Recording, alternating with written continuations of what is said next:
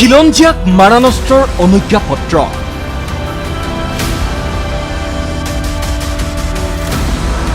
ৰাজ্যিক কেবিনেটৰ সিদ্ধান্তক লৈ প্ৰতিক্ৰিয়া অব্যাহত।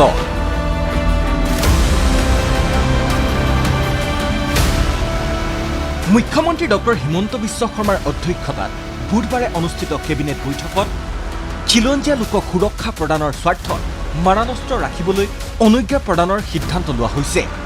সেই অনুসৰি সন্দেহযুক্ত লোকৰ দপদপনি থকা আৰু খিলঞ্জীয়ালৈ ভাবুকি অহা স্পৰ্শকাতৰ এলেকাৰ লোকক মাৰাণস্ত্ৰৰ অনুজ্ঞাপত্ৰ প্ৰদান কৰিব অসম চৰকাৰে।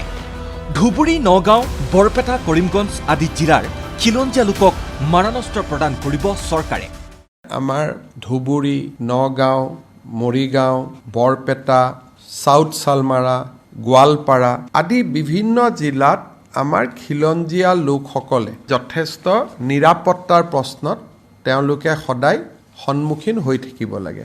বিশেষকৈ বাংলাদেশৰ হোৱা ঘটনাৱলীৰ পৰিপ্ৰেক্ষিতত তেওঁলোকে বাংলাদেশৰ ফালৰ পৰাও আক্ৰমণৰ বলি হ'ব পাৰে আৰু নিজৰ গাঁওখনতো আক্ৰমণৰ বলি হ'ব পাৰে। সেই পৰিপ্ৰেক্ষিতত আজি কেবিনেটে সিদ্ধান্ত লৈছে যে আমাৰ অসমত এনেকুৱা যিবিলাক ভালনাৰেবল এৰিয়া আছে তাত খিলঞ্জীয়া জনসাধাৰণক আৰ্ম লাইচেন্স দিয়া হ'ব। ইয়াকে লৈ তুমুল প্ৰতিক্ৰিয়া ৰাজ্যত। প্ৰদেশ কংগ্ৰেছৰ সদ্য প্ৰাক্তন সভাপতি ভূপেন বৰাৰ মতে কেবিনেটৰ সিদ্ধান্ত অসংবেদনশীল আৰু দায়িত্বজ্ঞানহীন। আচৰিত পাইছোঁ যে মুখ্যমন্ত্ৰীয়ে নাজানিব পাৰে, কাৰণ তেওঁ এজন পলিটিচিয়ান। কিন্তু অসমৰ মুখ্য সচিবে কি কৰি আছে যে আৰ্মছ লাইচেন্সৰ এইটো নেশ্যনেল এক্ট, এখন ৰাষ্ট্ৰীয় আইন।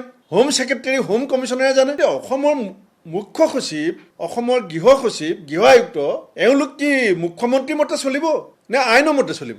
ধৰক এজন গাঁৱৰ মানুহে এটা বন্দুক লৈ গ'ল, তেওঁ এজন মানুহে প্ৰস্তাৱ দিলে যে আজি 2 ঘণ্টাৰ কাৰণে মোক বন্দুকটো দিয়ক, আপোনাক মই 10,000 টকা দিম।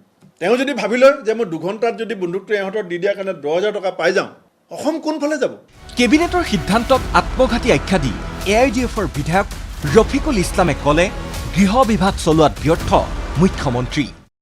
আইনৰ শাসন য'ত চলে তাতে তেখেতে আইনৰ শাসনবিলাক আঁতৰাই পুলিচ প্ৰশাসনৰ দায়িত্বৰ পৰা তেখেতসকলক অব্যাহতি দি এতিয়া নিজে তেখেতে পাব্লিকৰ হাতত মৰণাস্ত্ৰ উঠাই দিব বিচাৰিছে। যিটো সিদ্ধান্ত লৈছে যোৱাকালি তেখেতে, এইটো মই ভাবোঁ আত্মঘাতী সিদ্ধান্ত। দলটোৰ বিধায়ক আমিনুল ইছলামৰো প্ৰতিক্ৰিয়া। বন্দুকৰ অনুজ্ঞাপত্ৰৰ ক্ষেত্ৰত সৰলীকৰণ কৰা হ'ব বুলি কোৱা হৈছে। এয়া অসমৰ কাৰণে দুৰ্ভাগ্যজনক আৰু যিসকলে অসমখন চলায়, যি কেবিনেটৰ ওপৰত গোটেই অসমখন ডিপেণ্ড কৰে মুখ্যমন্ত্ৰীৰ ওপৰত, তেনেকুৱা ঠাইত যদি মানুহৰ নিৰাপত্তাৰ অভাৱ হৈ থাকে, এইটো হোম ডিপাৰ্টমেণ্টৰ ব্যৰ্থতা আৰু ইয়াৰ কাৰণে জগৰীয়া মাননীয় মুখ্যমন্ত্ৰী ডাঙৰীয়া নিজেই হ'ব। ইফালে খিলঞ্জীয়াক চৰকাৰে সুৰক্ষা দিয়াত ব্যৰ্থ হোৱাৰ ইয়াতকৈও ডাঙৰ উদাহৰণ কি হ'ব পাৰে বুলি মুখ্যমন্ত্ৰীলৈ প্ৰশ্ন এৰি পদত্যাগৰ দাবী বিধায়ক অখিল গগৈৰ। অসমৰ মুখ্যমন্ত্ৰীয়ে এইটো ক'ব খুজিছে যে ভাৰত ৰাষ্ট্ৰই আমাৰ দেশৰ নাগৰিকক নিৰাপত্তা দিব নোৱাৰে, নাগৰিকে নিজৰ নিৰাপত্তা নিজে দি ল'ব লাগিব। তেতিয়াহ'লে ভাৰতৰ গৃহ বিভাগ ফেইল আৰু অসমৰ গৃহমন্ত্ৰী হিচাপে তেওঁ সম্পূৰ্ণৰূপে ফেইল। তেওঁতো ডেফিনেটলি সেই বাক্য কোৱাৰ লগে লগে তেওঁ পদত্যাগ কৰিব লাগে মুখ্যমন্ত্ৰী আৰু গৃহমন্ত্ৰী হিচাপে। যদি সঁচাকৈ কোনো খিলঞ্জীয়াক কোনো বহিৰাগতই আক্ৰমণ কৰিছে বা সন্দেহযুক্ত বিদেশী আক্ৰমণ কৰিছে আৰু তেনেকুৱা বিদেশী মানুহৰ পৰা যদি খিলঞ্জীয়া মানুহক নাগৰিকক, ভাৰতৰ নাগৰিকক, অসমৰ নাগৰিকক যদি নিৰাপত্তা দিব পৰা নাই, তেতিয়াহ'লে ভাৰতৰ গৃহ বিভাগো বিফল আৰু অসমৰ গৃহ বিভাগো বিফল। আমছুৰ সভাপতি ৰেজাউল কৰিম চৰকাৰৰ দাবী মাৰাণস্ত্ৰ নহয়, কিতাপ বিতৰণ কৰক মুখ্যমন্ত্ৰীয়ে। আমি সদায় কাৰ ওপৰত ভৰসা কৰি জীয়াই থাকোঁ? আজি সংখ্যালঘুৱে কওক, সংখ্যাগুৰুৱে কওক, সকলো মানুহে চৰকাৰৰ নিৰাপত্তাত ৰাতি ভালকৈ টোপনি যায়। আৰু যেতিয়া চৰকাৰৰ মুৰব্বীয়ে যেতিয়া কয় যে নিৰাপত্তাহীনতাত ভোগা মানুহখিনিক বা য'ত কম আছে মানুহখিনিক তেওঁলোকক নিৰাপত্তাৰ কাৰণে অস্ত্ৰ দিয়া হ'ব, মই ভাবোঁ যে মুখ্যমন্ত্ৰী গৃহ বিভাগৰ দায়িত্বত ফেইলৰ হৈছে। মুখ্যমন্ত্ৰী ডাঙৰীয়া গৃহ বিভাগটো এৰি দিয়াটো ভাল। অস্ত্ৰৰে কোনো সমস্যাৰ সমাধান নহয়। আপুনি চাব, যদি সমস্যাৰ সমাধান বিচাৰিব লাগে, মানুহক মৰম, ভাতৃত্ববোধ, শিক্ষা, অৰ্থনৈতিকভাৱে উন্নয়ন, ইয়াৰ দ্বাৰাই সমস্যাৰ সমাধান হয়। বিৰোধীয়ে চৰকাৰী সিদ্ধান্তক বিৰোধিতা কৰিলেও শাসক পক্ষৰ বিধায়ক ৰমেন্দ্ৰ নাৰায়ণ কলিতাই কেবিনেটৰ সিদ্ধান্তক আদৰণি জনাই ক'লে অসম আন্দোলনৰ পৰাই মাৰাণস্ত্ৰৰ অনুজ্ঞাপত্ৰ প্ৰদানৰ দাবী আছিল। চৰকাৰে সিদ্ধান্ত লৈ উচিত কামেই কৰিছে। এইটো অৱশ্যে আমাৰ খিলঞ্জীয়া মানুহৰ এতিয়াৰে দাবী নহয়, সেইটো বহু বছৰৰ পৰাই দাবী জনাই আহিছিল।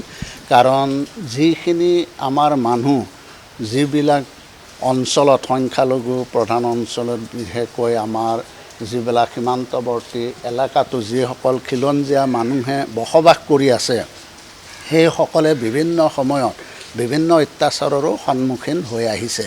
মই ভাবোঁ যে এইটো এটা উচিত পদক্ষেপ গ্ৰহণ কৰিছে, এটা বলিষ্ঠ পদক্ষেপ গ্ৰহণ কৰিছে, যাতে খিলঞ্জীয়া মানুহে এইটো নিজৰ আত্মৰক্ষাৰ বাবেহে এনেধৰণৰ এটা ব্যৱস্থা ৰাজ্য চৰকাৰে গ্ৰহণ কৰে।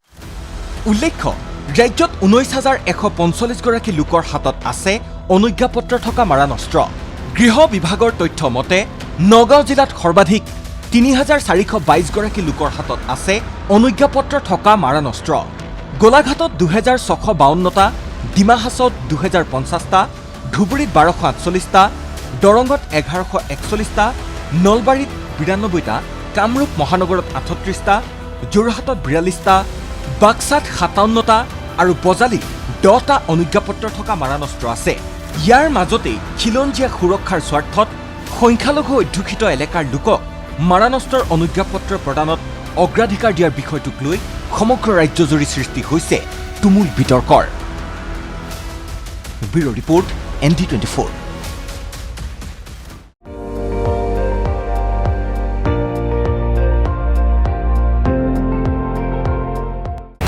আপুনি চাই আছে ND24, সৰ্বশ্ৰেষ্ঠ নহয় সৰ্বোত্তমৰ দৌৰ।